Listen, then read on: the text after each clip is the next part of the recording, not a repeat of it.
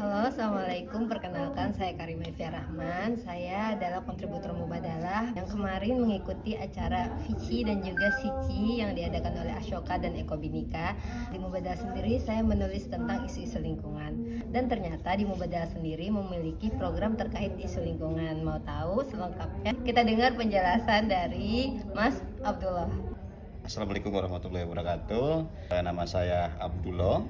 Saat ini saya diamanati di mubadalah.id sebagai koordinator untuk penanganan pengolahan sampah di pesantren.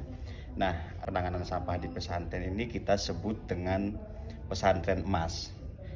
Emasnya itu ekosistem madani atasi sampah. Nah, ini masuk ke bulan keempat di proses penanganan pengolahan sampah di pesantren itu.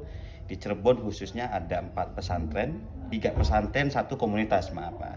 Nah, salah satunya Kebun Jambu, Khas Kempek, lalu Pahmina sendiri, pesantren Pahmina, lalu komunitas Kelayan. Yang terakhir itu pesantren Bangsri Jepara, itu pesantren yang menjadi tuan rumah Kongres Ulama Perempuan yang kedua di Jepara, yaitu pesantren Hasyim Asy'ari. Nah, dalam proses pengolahan sampah di pesantren ini kami punya tiga unsur penting dalam pengolahan sampah itu, yaitu adalah hulu, tengah, dan hilir. Nah, proses hulunya ini adalah bagaimana pengasuh terlibat langsung dalam proses menangani sampah.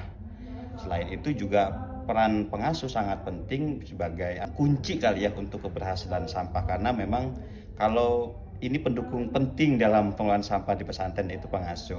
Yang kedua, peraturan-peraturan yang kemudian pengasuh langsung memberikan peraturan kepada santri, misalnya harus meminum, misalnya jangan pakai plastik. Mereka lalu menggunakan tumbler dan itu menjadi kebijakan pesantren.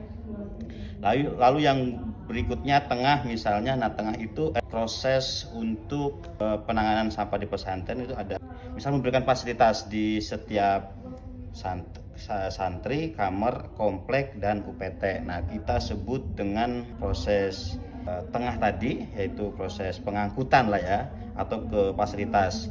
Nah, yang ketiga itu hilirisasi. Hilirisasi itu proses pengolahan sampahnya.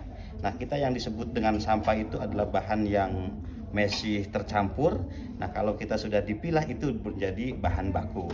Nah, bahan bakunya itu kita sortir lagi menjadi beberapa, ada yang organik, ada yang botol, paper, kertas-kertas, lalu kardus.